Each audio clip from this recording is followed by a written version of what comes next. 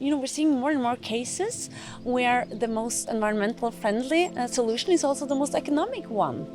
And I think this is really a fundamental shift, because for a long time choosing the most environmentally friendly solution came at a cost. And I think that when you're seeing the environmental and economic logic pointing in the same direction, I think that's when adoption really accelerates. Hi, so I'm Birgitte, I'm the CFO of Flocean. Flocean can deliver fresh water to markets without compromising environmental impact. So conventional desalination plants are land-based with an inlet and outlet at benign sensitive waters. They are energy intensive. They are harmful to the marine ecosystem, and they have a significant environmental footprint requiring a lot of land area. By moving the plant subsea at 500 meters water depth, we are creating a nature-based solution where we're really harvesting the natural conditions at the deep oceans. So due to the hydrostatic pressure, we reduce energy consumption by 30 to 50%. And due to the predictably clean water, we do not use any chemicals and we do not release toxic brine. It's a more resilient solution because we're not exposed to algae blooms and adverse weather events such as storms and flooding.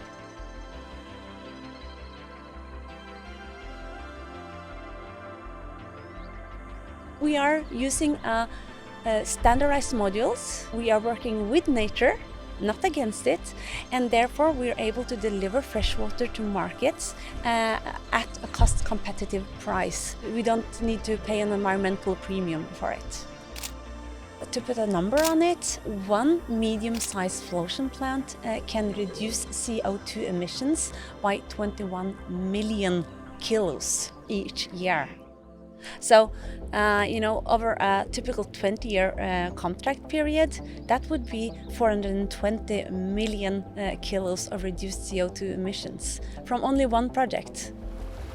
So we use proven and off-the-shelf components, and we have significant experience, more than a decade of operating subsea.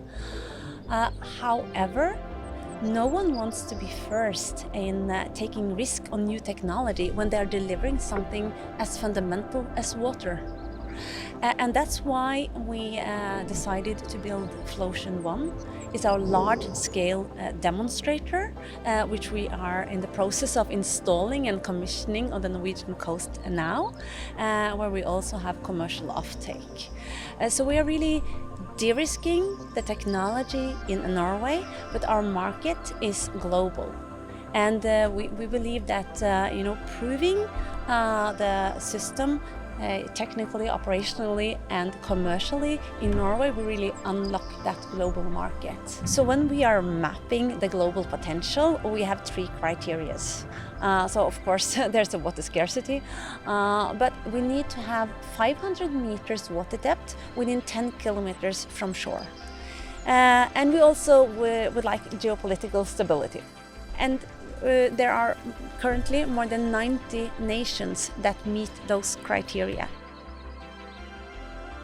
I think what makes me optimistic is that we're seeing more and more cases where the most sustainable solution is also the most economic one. My dream is that energy is no longer a trade-off, so that we stop debating cost versus sustainability, because the renewable energy is also the most economic one. And for water, that will have a significant impact, because energy is a large part of the cost for desalination.